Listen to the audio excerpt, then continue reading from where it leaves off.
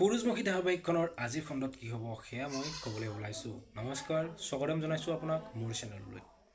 তৃষা শৰ্মাই ভাল পাইছিল সোণক স্কুলীয়া দিনতে, আৰু যাৰ বাবে তাইক স্কুলৰ পৰা উলিয়াই দিছিল সোণৰ দেউতাকে, আৰু তাৰ বদলা ল'বৰ বাবে শেখৰে পুৱতিক ইউজ কৰি আছিল ইমান দিনে। আৰু যোৱা যিকেইটা খণ্ড, সেই গোটেইকেইটা খণ্ডত আমি দেখা পাইছোঁ যে শেখৰে পুৱতিক ইউজ কৰিছিল, ভাল পোৱাৰ নাটক কৰি আছিল, আৰু যাৰ ফলত সোণে শেখৰক মাৰিবলৈ সিহঁতৰ ঘৰত গৈছিল, আৰু তাৰ বাবে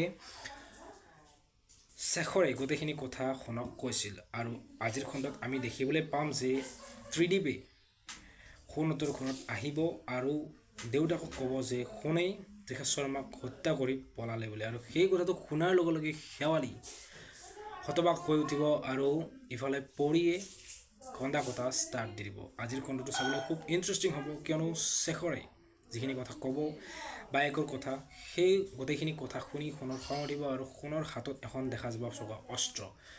আজিৰ খণ্ড যিটো হ'ব সেইটো চাবলৈ খুব ইণ্টাৰেষ্টিং হ'ব, আপোনালোকে চাই ভাল পাব।